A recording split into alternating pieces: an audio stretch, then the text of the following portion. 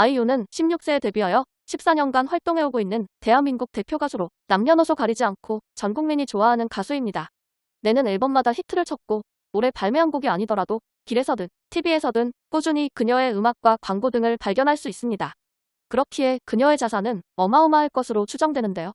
아이유가 소유한 부동산으로는 대출 없이 130억에 매입한 에테르노 청담, 40억에 레미안 첼리투스, 46억에 과천의 개인 연습실 겸 사무실, 30억에 양평 세컨하우스가 있습니다.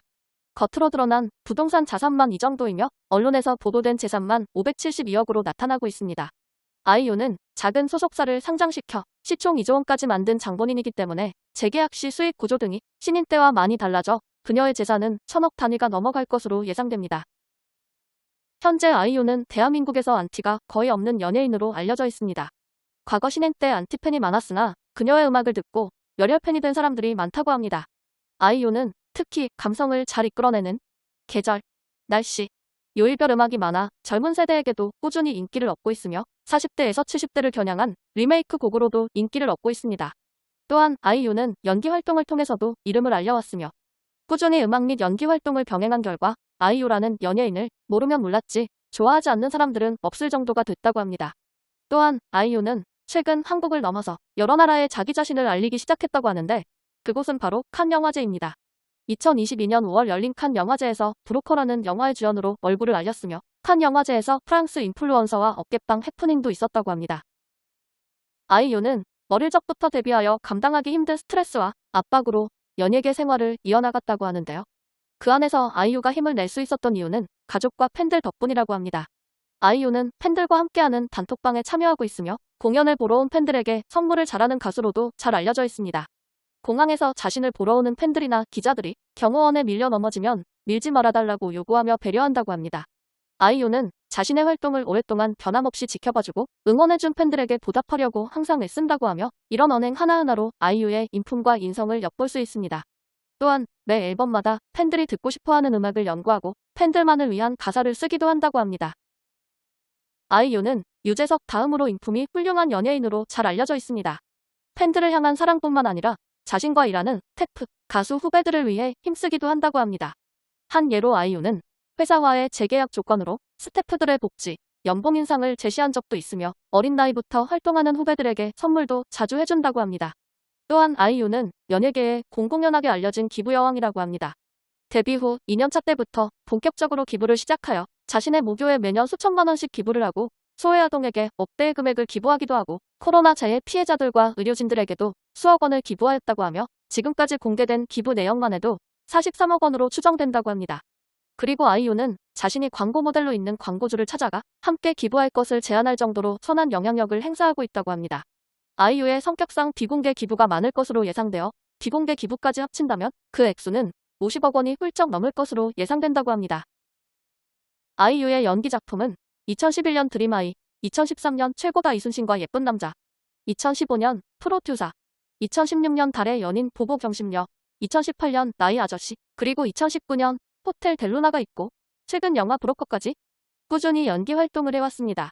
초반에 출연한 드라마에서는 호평을 받았으나 이런 호평은 2년여 만에 사라지게 됩니다. 끊임없는 노력 끝에 자신만의 캐릭터와 감정선을 이끌어내어 최근 2019년 나의 아저씨에서는 배우 이지훈으로 최고의 평가를 받았다고 합니다. 그 이후로는 물오른 연기 실력으로 호텔 델루나에서 역시 극찬을 받았으며 현재는 각종 영화, 드라마에서 캐스팅을 받고 있다고 합니다. 아이유는 한국 나이로 16세에 데뷔하였으며 중3의 가창력이라고는 믿어지지 않는 실력이라고 첫 평가를 받았다고 합니다. 대부분의 작곡가와 실용음악 전문가들은 가창과 발성, 그리고 호흡, 성량, 안정적인 음감 등 가수로서의 기본기가 매우 탄탄하다고 극찬하였다고 합니다. 또한 앨범이 쌓여갈수록 음악적 이해도와 전달력으로도 극찬을 받고 있습니다. 아이유는 연습생 시절 원래는 여자 아이돌로 데뷔할 예정이었으나 아무리 호흡을 맞춰보아도 아이유의 독특한 음색은 걸그룹과 맞지 않아 솔로로 데뷔하였다고 합니다. 또한 아이유는 라이브가 안정적이기로 유명하다고 합니다. 아이유 같은 대형 가수는 장시간 공연을 하는 경우가 많아 일정 시간이 넘어가면 가창이 심하게 무너지는 경우가 많다고 합니다. 하지만 기초가 탄탄하게 잘 잡힌 아이유의 경우에는 3시간의 공연에도 안정적인 라이브를 구사하는 게 가장 큰 장점이라고 합니다. 아이유는 우리나라 가수 중 그룹, 솔로 통틀어 음원 누적 스트리밍, 다운로드 1위라는 기록을 갖고 있습니다. 특히 좋은 날이 발매된 2010년 이후로는 발매한 음원 중 대중적으로 히트에 실패한 곡이 단 한 곡도 없다고 합니다. 앨범의 완성도도 점점 높아졌으며 직접 프로듀싱에 참여하여 본인만의 음악을 추구하면서부터 대중들에게 더욱더 가수로서, 음악으로서 한 발자국 나아가게 되었다고 합니다. 아이유는 이미 20대 때부터 그녀가 참여한 OST, 피처링 곡들이 히트곡이 될 정도로 가수로서 달성할 수 있는 최고의 성적을 달성하였습니다. 또한 한국 여자 가수로서는 역대 최대 규모의 콘서트를 진행하며 젊은 나이에 한국 대중음악계에 한 획을 그었다고 평가받습니다.